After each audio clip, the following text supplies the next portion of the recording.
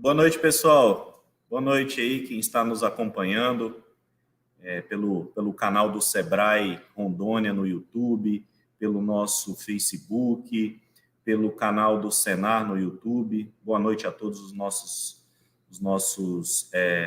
as pessoas, os produtores que estão nos acompanhando aí.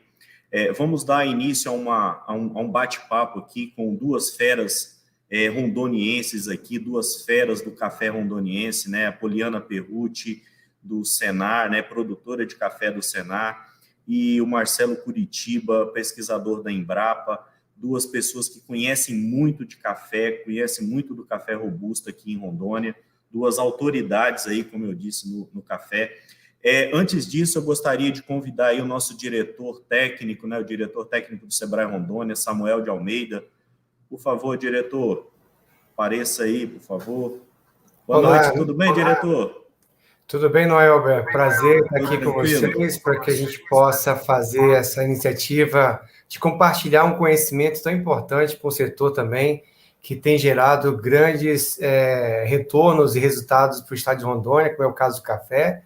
E com essas duas pessoas profissionais realmente qualificadas do nosso estado, a Poliana, engenheira agrônoma da Senar, Marcelo Curitiba, esse pesquisador. Aliás, a Embrapa é uma grande parceira do Sebrae nas iniciativas, com uma equipe realmente que tem feito a diferença na contribuição para o setor produtivo. E aproveitando, Noel, para agradecer as instituições que participam desse trabalho junto conosco, está aí a SEAGRE, do Governo do Estado, a Embrapa, o Senar, e todas as demais instituições, como a Emater, que já fez parte de uma das nossas iniciativas aqui da live.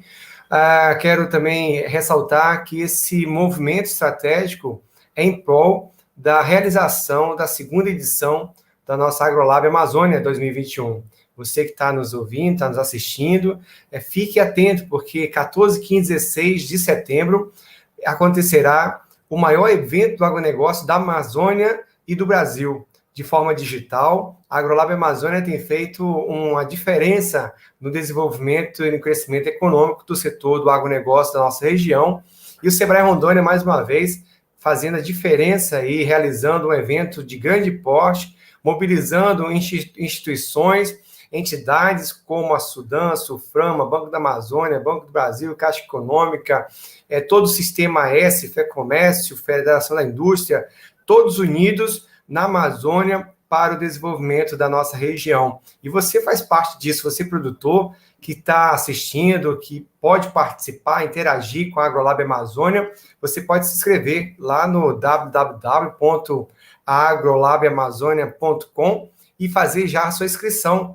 E é verdade, você já pode se inscrever, está aí o nosso site aparecendo, se inscreva e participe, providencie a sua inscrição para que você possa se deleitar de um conteúdo inovador, interativo, tecnologicamente avançado, com a participação de diversos atores também, instituições e especialistas do ramo do agronegócio. Vamos discutir peixe, leite, café, agroindústria, todo o setor por cacau, todo o setor produtivo sendo promovido com o desenvolvimento. Então, eu fico muito agradecido aqui nesse momento e vocês vão apreciar esse tema tão importante que vai falar sobre o padrão de qualidade, colheita e pós-colheita, manejo pós-safra, o que fazer. Mas antes disso, vejam o nosso vídeo do AgroLab Amazônia e tenham todos um excelente evento e agradeço, Noel, mais uma vez a oportunidade e sucesso. Obrigado, aí diretor. Nessa live. Muito obrigado, diretor. Boa noite. Boa noite. Em 2020, inovamos mais uma vez com o AgroLab Amazônia, o maior evento de agronegócio da região amazônica. 100% tecnológico e totalmente online.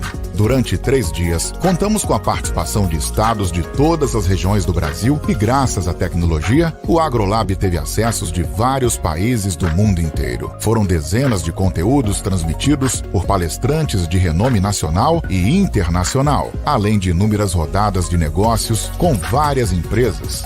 seja para vender ou comprar. O resultado não poderia ser outro. Uma movimentação financeira que pode chegar a mais de 40 milhões de reais. Para 2021, queremos dobrar essa meta e queremos você junto conosco nessa jornada. Entre em contato e conecte-se com um mundo de possibilidades. Sebrae, a força do empreendedor brasileiro.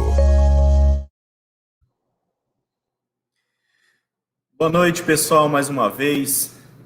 Vimos aí o nosso vídeo institucional do AgroLab. Essa live de hoje aqui é um movimento que estamos fazendo de lives estratégicas e que nesse momento trazem muita informação para o produtor rural da região. E hoje nós vamos falar do café, do Robusta Amazônico.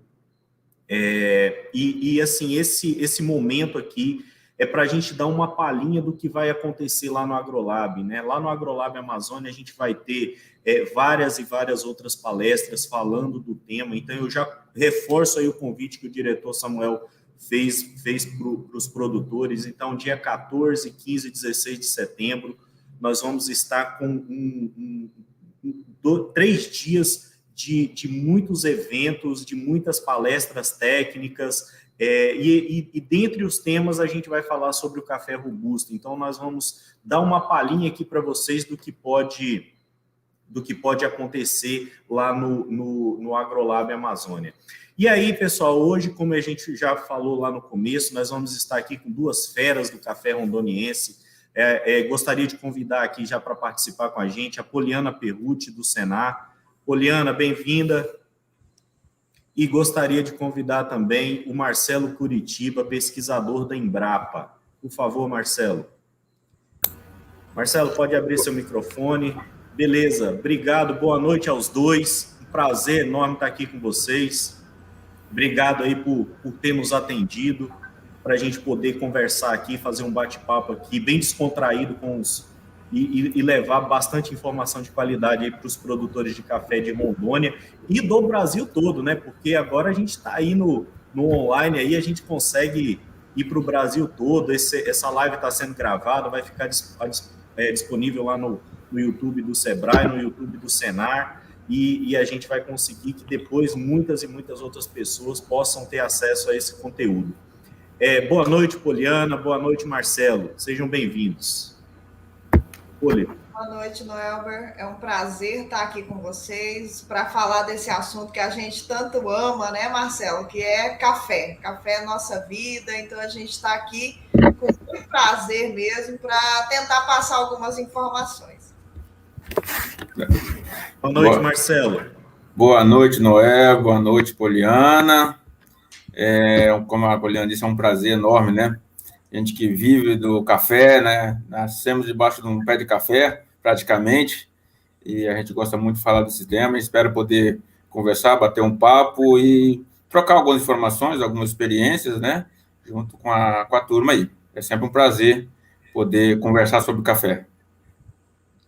Legal. E assim, a gente, aproveitando o momento, né, que está acontecendo no café aqui, a gente está num momento aí de colheita, né, do café, né? Tem alguns produtores que estão iniciando, outros já estão terminando. E aí, assim, o nosso bate-papo vai girar em torno disso aqui. A gente falar do que é interessante, do que é legal sobre colheita, sobre o pós-colheita. E o que é interessante a gente falar depois que a gente fez a colheita, né? Depois que o produtor fez a colheita, e aí? O que ele vai fazer? Como é que ele pode preparar novamente a lavoura dele para que ela, no próximo ano, ela continue sendo produtiva? Eu vou começar aqui, Marcelo, se você me permite, eu vou começar com as mulheres. Vou começar fazendo uma perguntinha aqui para Poliana. Poliana, o colheita e pós-colheita, o que é importante, né? Por que é importante a gente falar sobre isso? O que significa isso? O que significa a gente esse termo aí, falar sobre o colheita e o pós-colheita? Como é que a gente enquadra isso daí dentro do dia a dia do produtor? Noelber, a cafeicultura ela é um ciclo, né? Então a gente tem um ano aí de trabalho na cafeicultura com várias fases, e geralmente a gente se preocupa muito com a produtividade durante essas fases da cultura, em fazer um bom manejo de irrigação, adubação, controle de pragas e doenças, que os produtores se preocupam muito. Mas nessa fase da colheita, é uma fase tão importante, que é aquela fase assim que os produtores chegam com os frutos ali no pé, e é uma fase que eu posso, se eu fizer ela de maneira errada, eu posso ter uma perca muito grande, né, na minha produtividade. Então, são vários erros pequenos que o produtor pode cometer na hora de fazer uma colheita e na hora de fazer um pós-colheita, que impacta muito na produtividade e nessa renda, e principalmente hoje, com tudo tão caro, em custo de produção dessas sacas. Então, assim, a colheita e a pós-colheita, ela é um dos maiores custos que a gente tem no valor de uma saca, para produzir uma saca. E então, ponto de colheita, quando a gente fala em colheita, o principal momento ali é o decidir o momento. Qual é o momento ideal para fazer uma colheita? A gente vem tendo no estado, eu trabalhando diretamente no campo agora, a gente vem sofrendo muito com falta de mão de obra. Então, os produtores têm cada vez mais iniciado essa colheita antecipada, se preocupando com mão de obra, né, que realmente está difícil a mão de obra no campo. As lavouras têm aumentado e têm reduzido a mão de obra capacitada para fazer as colheitas. Então, esse ponto da colheita, a gente tem se preocupado tanto com o ciclo anual do café, mas o ponto da colheita a gente tem pecado muito, a gente tem perdido em produtividade por colher café antes da hora. Olha, e assim, você tocou num ponto muito legal aí, porque se o produtor antecipar a colheita, né, porque ele está preocupado com a mão de obra, senão ele pode perder aquela mão de obra local ali, né, e aí, de repente, ele tem que trazer mão de obra de fora, ficaria mais caro, né, e aí, assim, é uma pressão, né, é uma pressão para ele colher da forma correta, né, para ele ter uma qualidade, e é uma pressão também ali, porque se ele demorar, ele perde a mão de obra, né? Realmente, é uma tomada de decisão muito difícil. Eu acompanhei alguns de muito próximo esse ano, iniciar a colheita antes da hora, perder produtividade, perder qualidade, ou deixar para fazer ela no momento certo, né? E correr o risco de não ter a mão de obra e meu café começar a secar lá no pé. Então, a gente está tendo isso. E cada vez mais a gente tinha alguns produtores com muita resistência à colheita semi-mecanizada. E com a falta de mão de obra, esses produtores estão aderindo a essa colheita. Então, tem possibilitado fazer a colheita no momento mais correto, quando o percentual de maturação está maior, acima de 50% pelo menos. Porque o que a gente teve no início de safra, e todo início de safra, todo ano é do mesmo jeito, produtores iniciando colheita ali por março, por ali, o Marcelo tem acompanhado muito isso, e chega a gastar aqui na minha região, houve-se até produtores que usaram 26 latão para fazer uma saca. Né? Então, se perde muito em rendimento. Eu não posso nem falar em qualidade num café que se gasta 26 latas para poder fazer uma saca, colhida em março. Às vezes o ciclo da cultura é médio ou tardio e a pessoa colheu ele no precoce lá. Então, não dá nem para falar em qualidade num café desse. É uma pena, né? Marcelo, a gente falando aí da colheita, a Poliana tocou num ponto aí importante, legal, que é a questão da colheita mecanizada, né? Isso antecipa, né, a colheita, né? É mais rápido, né? E aí, assim, beleza, o produtor terminou a colheita dele lá, ele colheu no tempo certo ou no tempo errado, enfim, ele terminou a colheita dele. E aí? E agora? O que ele tem que fazer? O que ele precisa fazer? Como é que tem que ser o pensamento dele com relação à planta, com relação ao pé de café dele? Oi, Noelber. Eu até peguei o caderninho aqui para fazer umas anotações. A Poliana tocou num ponto interessante.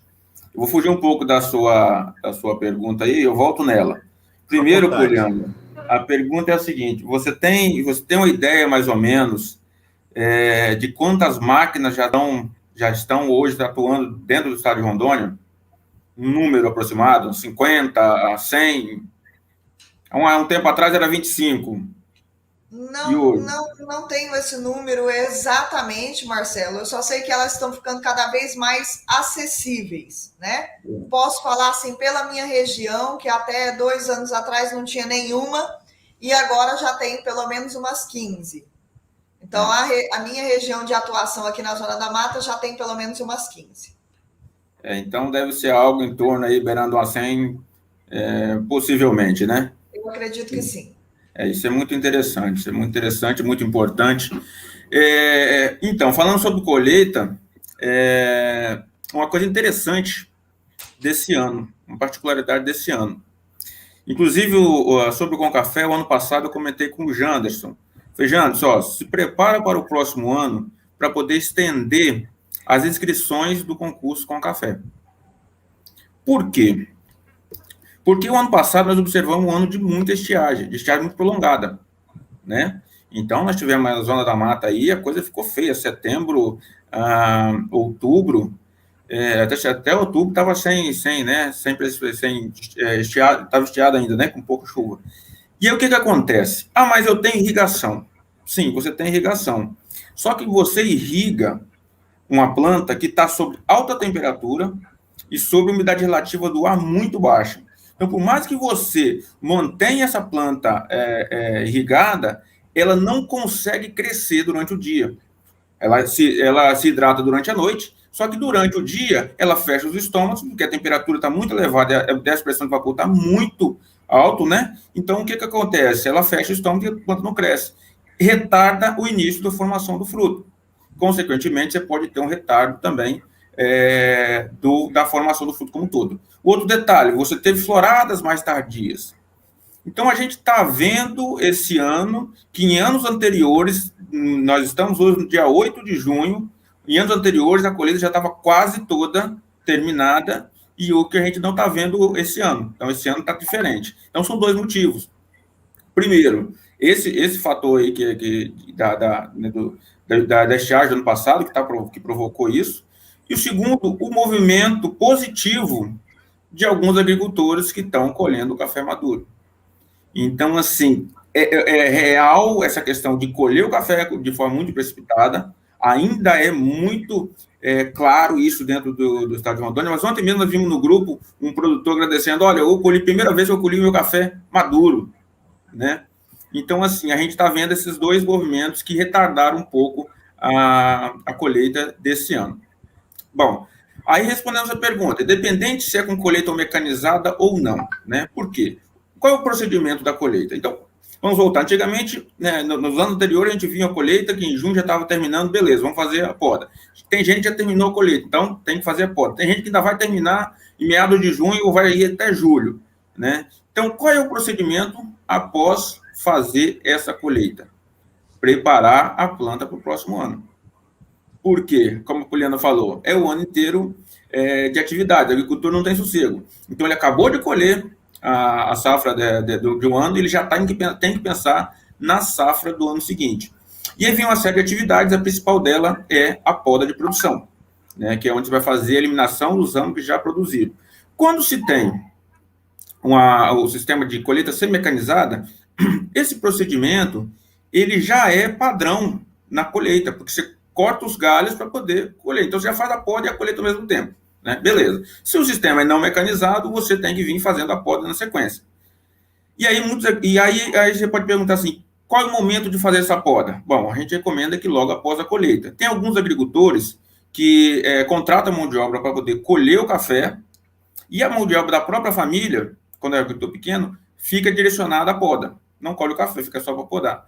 Mas o que eu quero chamar a atenção aqui é o seguinte, a gente tem que observar que após essa colheita, a gente tem algumas atividades, nesse pós-colheita, né? Então, dentro disso aí, nós vamos ter a poda, manejo sanitário e manejo nutricional. 3 coisas importantes após a colheita dessas plantas. Pensando nas plantas, não pensando no fruto, né? Não pensando no café colhido.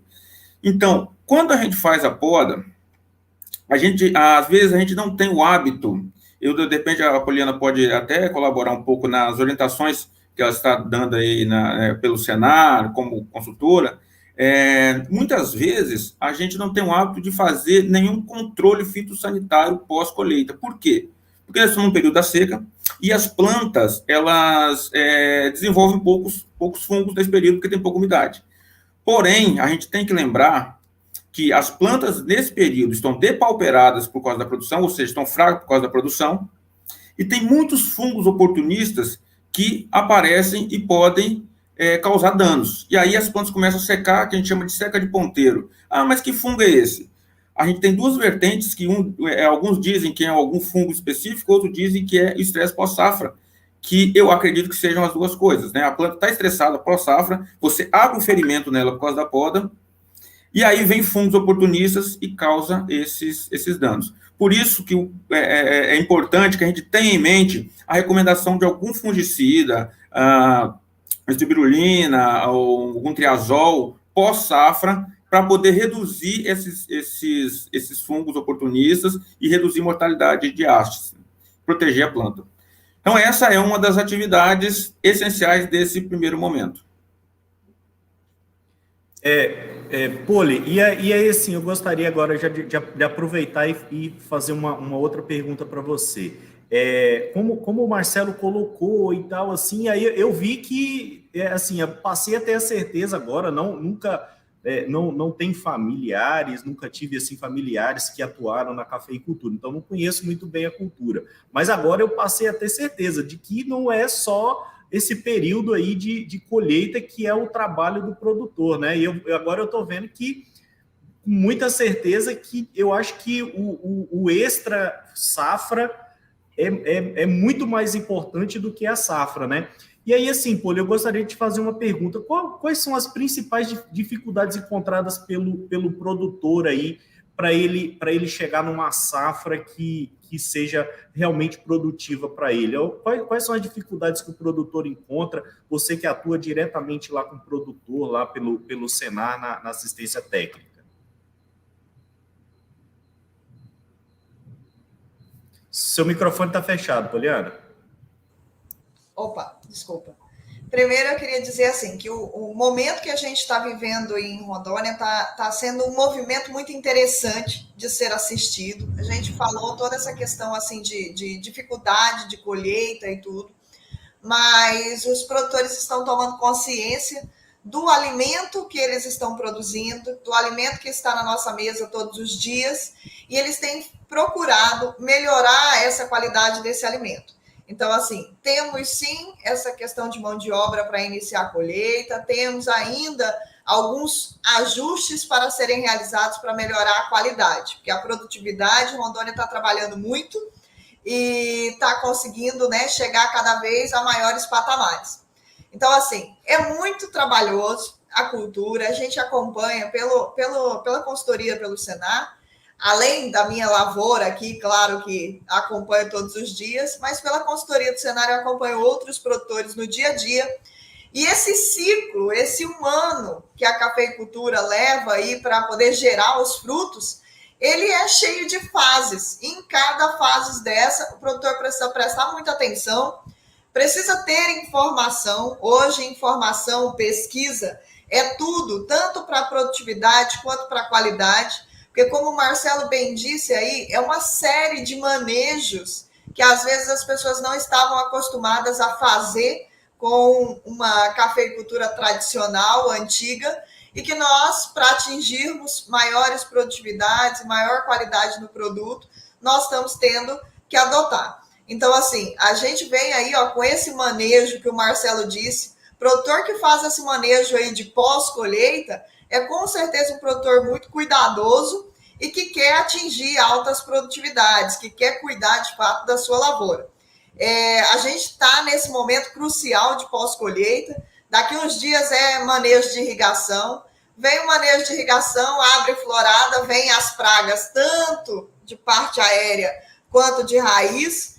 Inicia o período chuvoso, a gente começa as doenças, né? Todas as doenças que têm que ser controladas para a gente conseguir chegar na safra. Então, esse período da safra é o período que a gente olha de fora e vê o maior serviço, a maior mão de obra, também vê o glamour, porque é nessa hora que a gente tira aquelas belas fotos de café maduro, mas a gente precisa olhar aí todo o ciclo, né, da cadeia produtiva do café, e deve valorizar, sim, o produtor que está no campo aí esse um ano inteirinho produzindo o café da nossa mesa de todos os dias.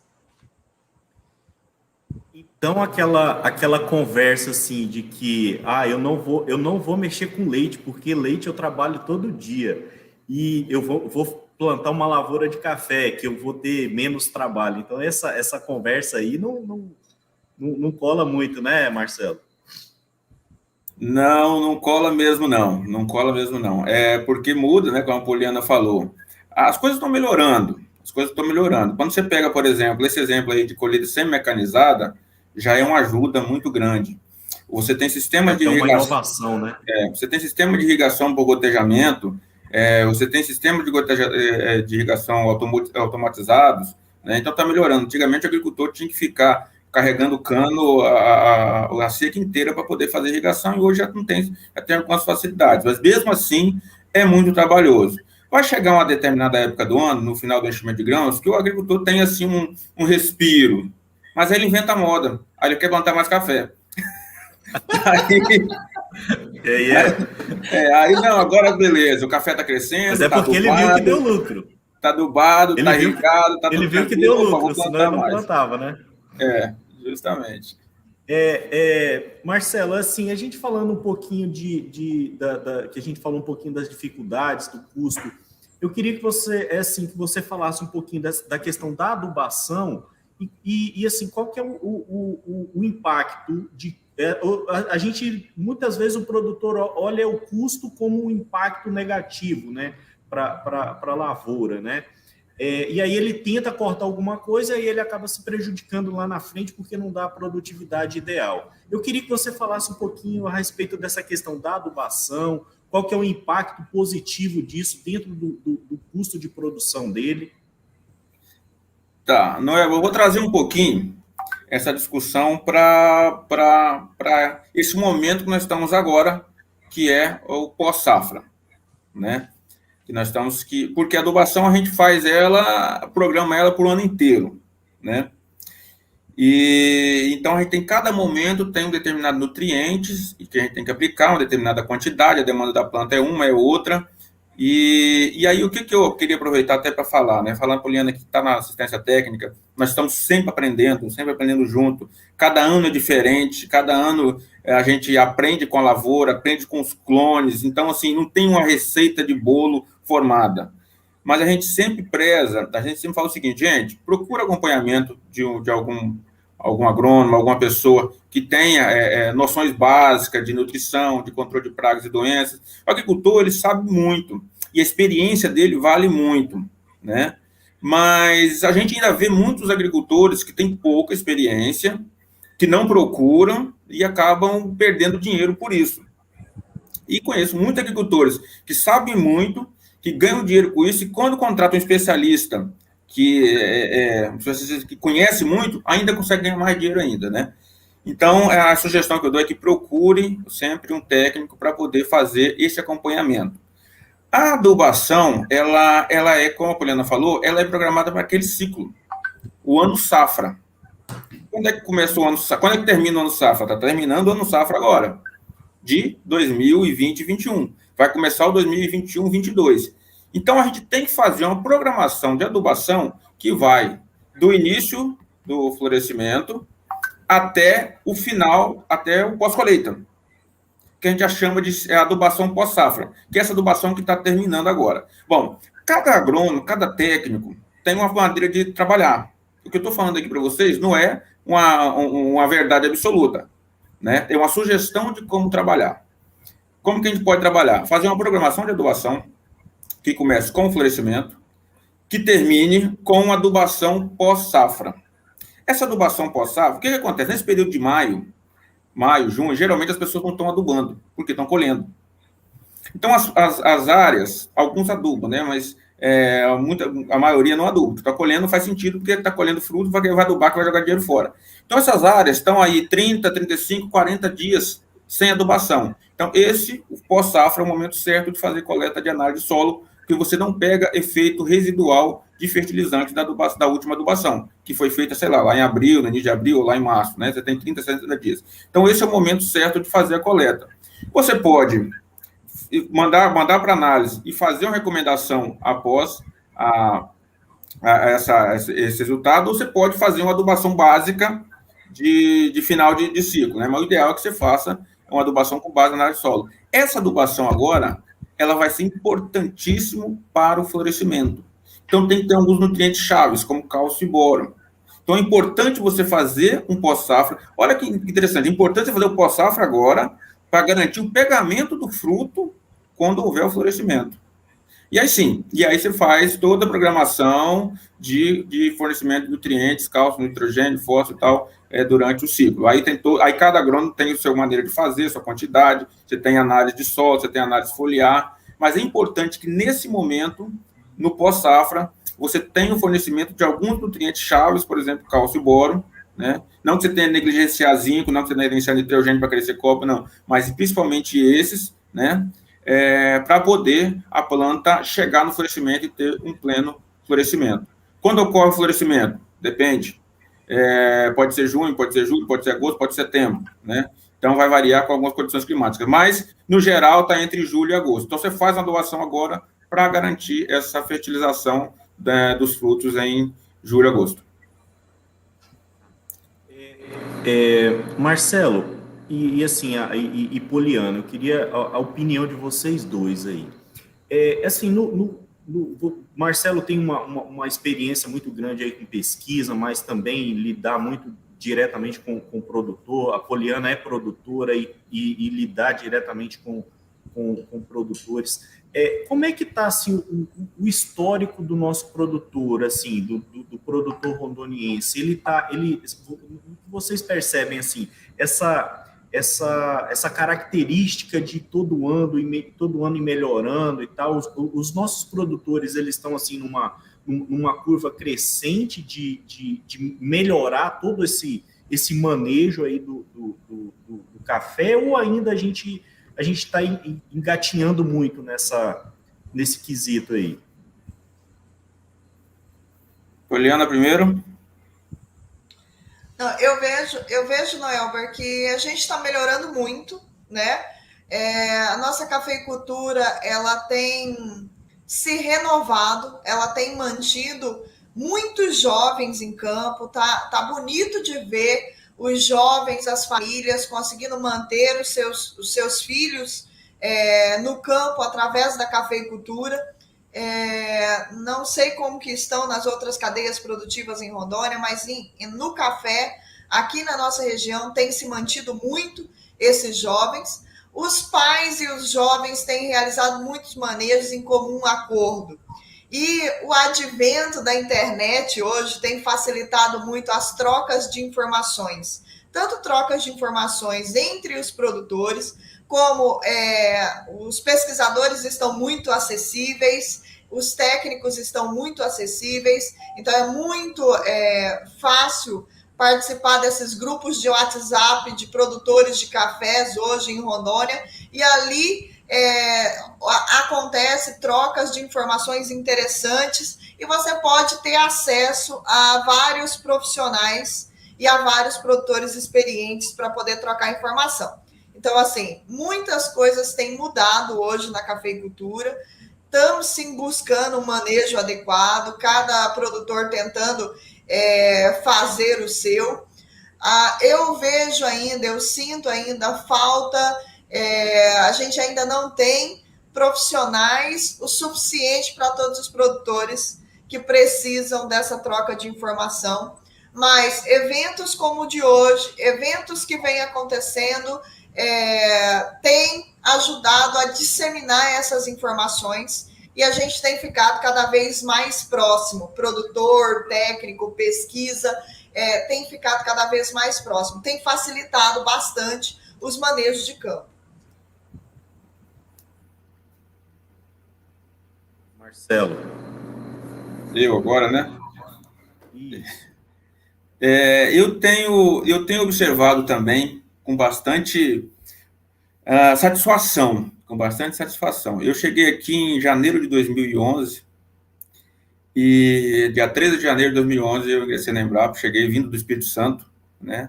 E assim, tinha poucas informações do que era a cafeicultura de Rondônia, e eu comecei a rodar pelo estado, conheci o Geraldo Jacominho, né, o Pioneiro, o Sérgio Cal, que é a turma toda, os colegas lá, o Odeci Pisque e o Deco, e a gente viu o quanto que a cafeicultura evoluiu nesses 10 anos. Foi mais expressivo nos últimos 5 anos? Foi, mas vamos colocar assim, 10 anos que eu estou aqui, o quanto que a cafeicultura evoluiu. Evoluiu bastante, tanto é que eu sou do natural do Espírito Santo e as pessoas me perguntam e me pedem materiais genéticos daqui, vem aqui visitar, conhecer, a gente vê como é que está, eu estive lá em fevereiro agora, vendo como é que está a introdução dos materiais genéticos lá no Espírito Santo e na Bahia, muita coisa daqui indo para lá, porque realmente a coisa aqui aconteceu de uma forma bastante interessante. O movimento de qualidade foi muito importante, está sendo muito importante, né? Impressionante como é que, agora com a indicação geográfica, então assim, eu estou muito satisfeito com tudo isso. É claro que a gente ainda tem muito que evoluir, ainda bem, que nem tem, senão eu ia ficar sem emprego, né? Porque eu tenho que fazer pesquisa para ajudar, então a gente tem muito que evoluir, mas a gente vê também, principalmente, Noel, a diferença das regiões. Então, quando a gente vem aqui para Porto Velho, quando a gente vai região aí de Triunfo, Cujubim, Ariquemes, o próprio Machadinho do Oeste, a gente vê que ainda há uma necessidade de evoluir e chegar a patamares que está a região da Zona da Mata. Mas a gente acredita nesse potencial, tem gente muito boa nesses locais e a coisa vai indo pela cultura da inveja, né? À medida que o vizinho faz e chega, a coisa vai andando. Agora, só para pôr mais um detalhe, Noel, é interessante assim, que é Rondônia, que, né, o pungente da coisa toda, mas a gente tem uma demanda muito grande do Amazonas, de Roraima, do Acre. Semana passada nós tivemos com o secretário do município lá do Amapá, Mato Grosso, todo mundo querendo ver o que está acontecendo no estado de Rondônia, né? A coisa então está disseminando. Isso é bastante interessante. Mas então, assim, eu vejo com bastante satisfação com orgulho desse período dos 10 anos, quanto evoluiu. Acredito que algumas coisas têm que evoluir, outras mais, mas eu acho que a gente chega lá. Eu tenho certeza absoluta, assim, que essa questão, como o Marcelo colocou, da indicação geográfica, eu acho que vai ser um marco para a questão não elevar a qualidade, porque nós já temos um café de muito boa qualidade, mas a gente mudar no cenário nacional e internacional o patamar do nosso café, né? O patamar do Robusta Amazônico. Então, eu acho que tenho certeza absoluta que a IG, que saiu terça-feira passada, né, foi concedida pelo INPI, e assim, a partir do momento que o produtor começar a se inserir nesse contexto, a região começar a se inserir nesse contexto, vai ser muito bacana, a gente vai dar um salto realmente aí de visibilidade para o nosso café.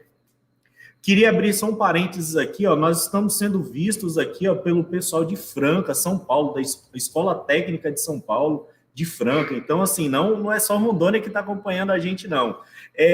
Marcelo, e aí tem uma pergunta aqui que veio no chat para a gente, né? Sobre a questão da irrigação. Eu queria que você falasse um pouquinho a respeito da questão da irrigação. Da questão, a gente ouve falar pelo menos isso não é familiar para mim, do estresse hídrico. O que é isso aí dentro da cafeicultura? O Paulo Leôncio perguntou aí quando começar a irrigação, não sei se tem mais gente que perguntou quando começar a irrigação.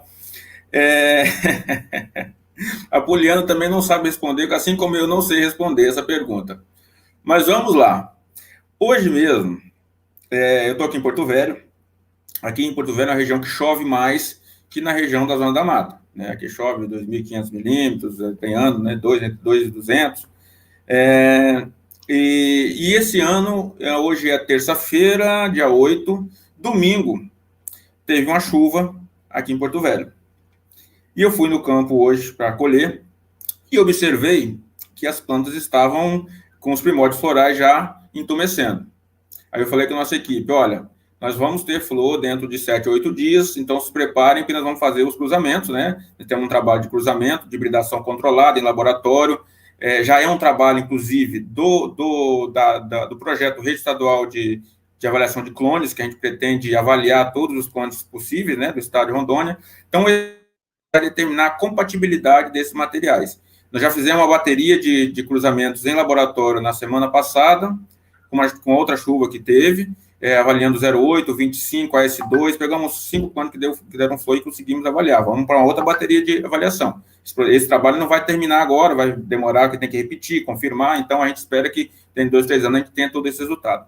Bom, mas vamos ao que interessa. Então, cheguei lá e olhei, as plantas estavam já com os primórdios entumecidos. Então, a gente já vai ter uma primeira boa florada entre os dias aí agora 10, 15, lá para o dia 15 de junho, né? E aí, eu estava conversando com o colega Rodrigo, que é do Miramento, falei, o que nós vamos fazer? O sistema de irrigação instalado. Falei, não vamos irrigar. Por que nós não vamos irrigar? Plantas de segundo ano, tá? De terceiro ano, plantas que vão para a segunda safra. Por que nós não vamos irrigar? Porque as plantas estão com o sistema radicular mais desenvolvido, foi feita a poda, está com uma copa não tão grande, então essas plantas conseguem tolerar mais tempo sem irrigação. Se a gente não irriga, a gente não... Partimos do princípio, isso aqui nós estamos trabalhando, observando, partimos do princípio que a gente não irriga, esse fruto não vai crescer, vai vir uma nova chuva em julho, e quando vier essa nova chuva em julho, a gente começa a irrigação. Se não vier essa nova chuva aí, as plantas entrarem em estresse, a gente irriga para poder fazer esse segundo florescimento por meio de irrigação. Então, essa é uma estratégia que nós adotamos para uma lavoura de terceiro ano na região de Porto Velho. Ponto. Beleza. Estamos observando. Não é experimento científico, é experimento de observação, né? Mas sobre quando começar a irrigar, essa é a primeira experiência, mas quando começar a irrigar, depende muito do local, depende muito da lavoura, principalmente. Lavoura de primeira safra sentem muito. No segundo ano da lavoura, na verdade, né? Que está com a copa muito densa e um sistema radicular muito baixo. Então, não tolera ficar sem irrigação. Então, o que a gente tem feito? Né? Principalmente na região mais de Ouro Preto, onde nós temos nosso campo experimental. Começa a irrigar em maio, para as plantas não entrarem em estresse hídrico. Quando chega num determinado momento, a gente dá o estresse hídrico. Quando que é esse estresse hídrico? Nós já fizemos estresse hídrico dia 25 de maio, já fizemos estresse hídrico dia 6 de junho, já fizemos estresse hídrico no dia 25 de junho. Isso observação de forma empírica. Tá, e qual que é o certo? A gente não tem esse resultado, a gente não tem essa certeza. O que a gente sabe é o seguinte, plantas de café, elas, quando a gente dá o estresse hídrico, elas tendem a sincronizar o florescimento. Esse é o princípio do estresse hídrico. Né? Você corta a água, o instinto de sobrevivência da planta, ela começa a sentir falta de água, por instinto de sobrevivência, ela emite flores. Então, esse é o princípio do estresse hídrico. Porém, a gente sabe que isso funciona bem para o Cerrado de Minas, para a região onde você tem uma uniformidade, uma regularidade de chuva, né, que você fica um tempo maior sem chuva. Aqui em Rondônia, você vou dar estresse hídrico de 20 dias, vem a chuva. E acaba o seu estresse hídrico. Né? Eu vou dar estresse de 30 dias a partir de tal dia, vem a chuva, acaba o seu estresse hídrico. Então, é muito complicado isso. E a gente também, por outro lado, a gente vê produtores que mantêm a lavoura irrigada sem dar estresse hídrico. E aí a planta vai florescer naturalmente quando vier uma chuva. Porque não é só a água no solo que faz ela florescer, é água na atmosfera, é água no ambiente, né? Então, a umidade relativa do ar. Então, tem gente que faz isso e consegue boas produtividades. Nós instalamos um experimento com os colegas da Embrapa Acre para avaliar diferentes períodos de estresse hídricos. Esse ano vai ser o primeiro ano que a gente vai fazer isso. Vai dar estresse hídrico em maio, junho, julho, agosto. Vai deixar tempo todo sem irrigar e vai deixar o tempo todo irrigado para ver o que acontece lá no futuro. Isso é experimento científico. Então, a gente não sabe o que vai ser. Resumindo, estresse hídrico é um procedimento que a gente retira a água para a planta entrar em estresse sem perder folha e concentrar florescimento e uniformizar a maturação. Esse é um processo. Funciona na Amazônia? A gente está tentando fazer, tem visto alguns resultados, mas tem visto produtores que não fazem o estresse hídrico e têm bons resultados. Terceiro ponto, quando começar a irrigação, tem gente que começa logo após a colheita e não para, tem gente que espera a planta entrar em estresse hídrico, ficar sentido, para depois irrigar. Então, assim, é uma pergunta que é difícil de responder. Poliana, me ajuda. Pô, seu microfone está fechado. Mas assim, Poliana, o que eu percebi agora, assim, na fala do Marcelo, é que o acompanhamento de um profissional ele é fundamental nesse processo todo, né? Porque assim, o que a gente percebe no que acontece são vários clones, são regiões diferentes.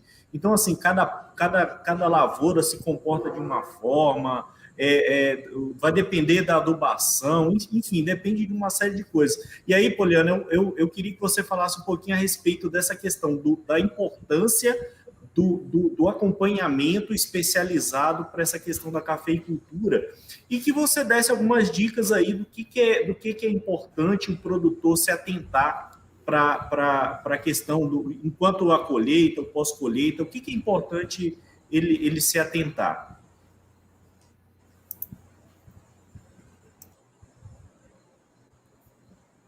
Poliana travou? Poliana. Noelber, eu tive uma queda aqui da conexão, você falou 2 minutos e eu não escutei.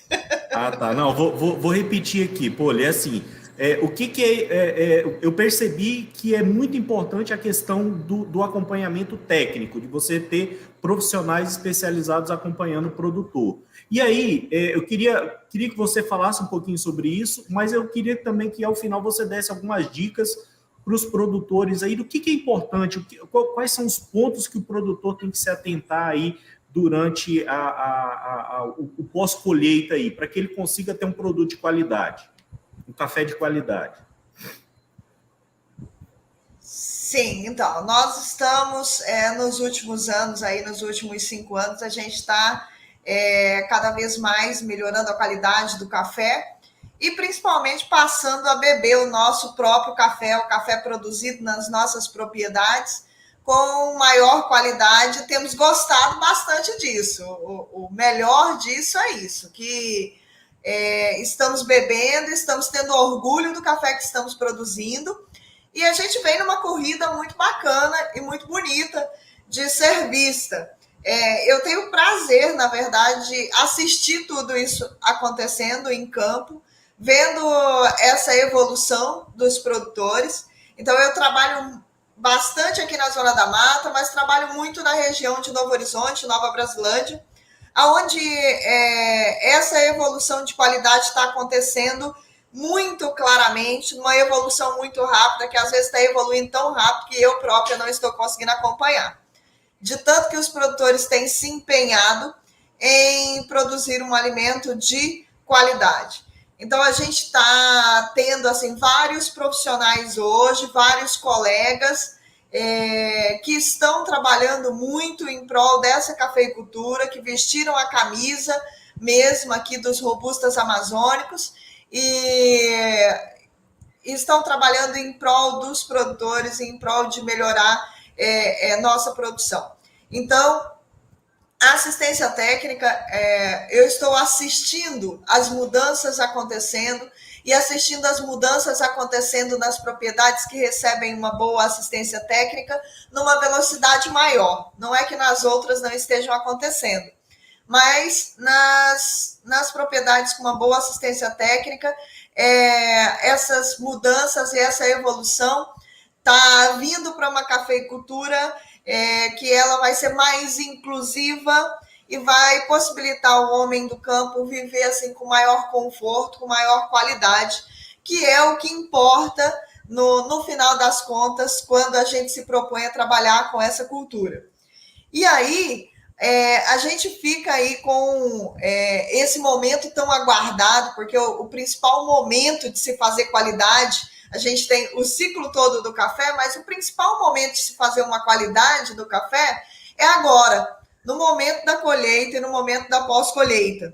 Então, assim, a gente vê muitas propriedades e vê o sistema ainda falhando um pouco no pós-colheita, né? Nas estruturas de pós-colheita, nos métodos de pós-colheita, e que a gente está tentando endireitar isso, o produtor cada vez mais prestando atenção no que está acontecendo com o fruto após a colheita. Então, tanto o momento, que é aquela maturação, qual é o momento ideal da colheita, aquela maturação ideal da colheita, a gente tem trabalhado muito isso em campo. Eu estou acompanhando os outros produtores que estão fazendo diferente, estão ganhando em produtividade, estão ganhando em qualidade. E agora, com o advento do concurso, de valorizar essa qualidade, né, que tantas empresas parceiras para que esse concurso aconteça, tantas pessoas envolvidas, para que estimule os produtores a produzir essa qualidade. Faltava, o que eu sinto que faltava em Rondônia, era um pouco de estímulo, sabe? Porque produzir qualidade, Noelber, é muito difícil, é muito trabalhoso, né? Demanda muita mão de obra, demanda muito esforço, demanda muito planejamento e faltava estímulo financeiro, faltava estímulo de reconhecimento. Então, às vezes, a pessoa até produzia um café de boa qualidade, de ótima qualidade, mas não era reconhecido por isso.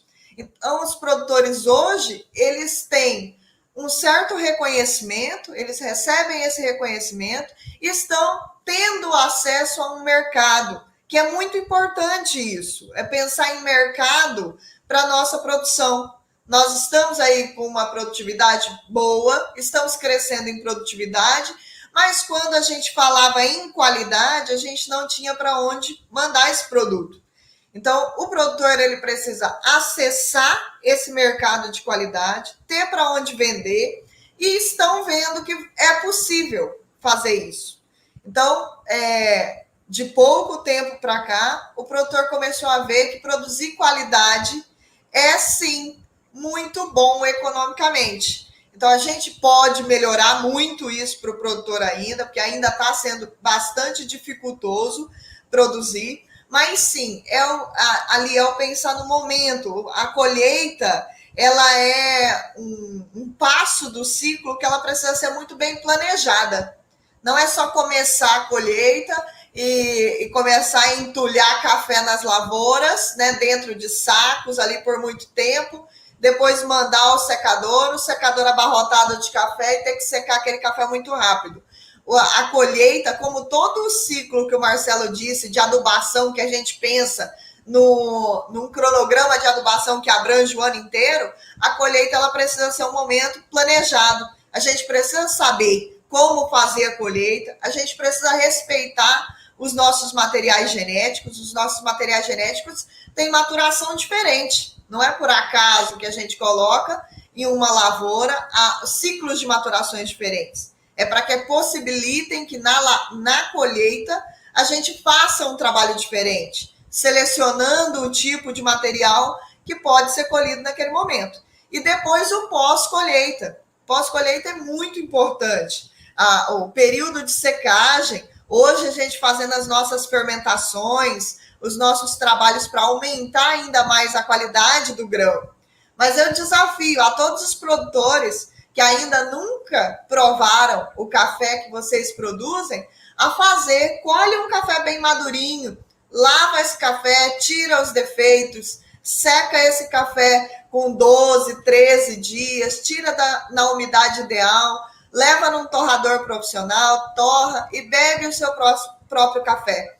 A sua mentalidade de qualidade de café, de momento de colheita, ela passa a mudar nesse momento.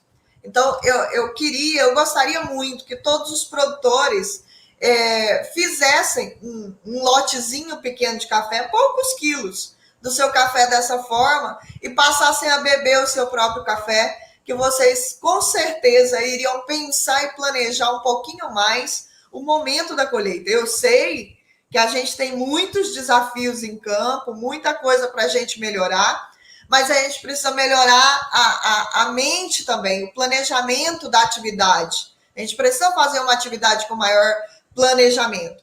E a gente está vendo isso acontecer com vários produtores, e esses produtores estão tendo sucesso.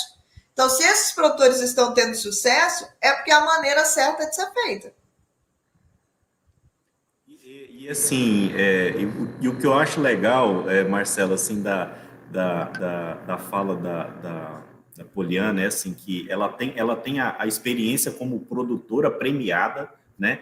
E ela tem essa experiência de lidar com várias experiências, né? Com vários produtores de forma diferente. Então, assim, quando eu falei que eu ia ter 2 feras aqui hoje falando de café, realmente é verdade. A gente já tá indo para o final aqui do nosso bate-papo. Eu queria só falar aí para o Marcelo, ó, a gente apareceu aí na nossa conversa aqui o pessoal da Embrapa, do Acre, né? Eu acho que foi isso que apareceu. Apareceu a Aurenica da Embrapa Acre, que coordena lá junto com o colega Celso o projeto lá de estresse hídrico, né? Está no projeto também. E o João Maria, que é da nossa unidade aqui. João é de Ouro Preto, né? Ouro Preto, isso. Grande abraço para o João, conheço bem o João. Assim, eu gostaria só do finalmente aqui de vocês, mas antes eu queria fazer só um lembrete aqui para o pessoal que está nos acompanhando, né? Acessem o portal agrolabamazônia.com, façam a inscrição. Esse bate-papo aqui a gente vai conseguir aprofundar muito mais lá dentro do AgroLab Amazônia, então a gente vai ter aí novamente a Poliana, a gente vai ter novamente o Marcelo Curitiba lá no AgroLab Amazônia, conversando, e aí, mais especificamente, podendo se aprofundar em vários temas, que seria muito interessante, e que o nosso tempo aqui hoje não é suficiente para a gente poder se aprofundar. Senão, eu acho que se a gente fosse falando aqui, eu acho que meia-noite ia ser pouco para a gente. Mas, infelizmente, a gente tem um tempo limite aqui. Marcelo, só para a gente finalizar aqui, dar os recados finais aí, para a gente poder ir finalizando aqui, Poliana também logo em seguida. Tá. Primeiro, eu vou falar que a Poliana é viverista, produtora, ganhadora de concurso, extensionista, né? Mais o quê? Como diria Marília Pera, que falava, Maria Gabriela, né? Falava assim, produtor, escultor, músico, tudo. A Poliana é essa aí, tudo. Ela é um pouco, né? Parabéns, Poliana, inclusive, pelo prêmio, pelo trabalho que está desenvolvido, pelo trabalho do Senac, que está maravilhoso. A maioria do pessoal do Senac são conhecidos meus, alguns foram estudantes aqui com a gente, então está bem legal o trabalho que o Senac está fazendo. O trabalho que o Sebrae tem feito também está de parabéns, né? Toda a equipe, todo mundo. O forte, a gente estava falando do dia na Câmara Setorial do Café, que o ponto forte das instituições de Rondônia é que estão todas unidas pela mesma causa. Então, você tem Senar, você tem IFO, você tem Uni, você tem Mater, você tem SEAGRE, você tem Embrapa. Então, está todo mundo, Caferão, está todo mundo no mesmo barco. Isso que é o ponto positivo, é isso que ajuda as coisas a dar certo, claro, com a iniciativa do produtor, que é o principal responsável por isso tudo que está acontecendo. Então, o Estado de Rondônia está de parabéns, os produtores estão de parabéns, todos vocês estão de parabéns pelas iniciativas que estão tendo, né? Parabéns pela indicação geográfica, que Rondônia recebeu, acho que é um ponto positivo. Nós da Embrapa, nós estamos com esse projeto agora para caracterizar os cones do estado de Rondônia, esse é o nosso projeto, pelo menos nos próximos 5 anos, mas nós estamos disponíveis para o que tiver ao nosso alcance também, para poder auxiliar na cafeicultura do estado de Rondônia e da Amazônia como um todo. Obrigado, Marcelo. Poli, fica à vontade. Noelber, eu gostaria muito de agradecer, né, essa janela que se abre para a gente. É sempre muito bom falar, né, para um público que gosta de café também, seja os técnicos ou seja os produtores, né, esses amantes da cafeicultura de Rondônia. É uma honra imensa dividir aqui uma live com o Marcelo.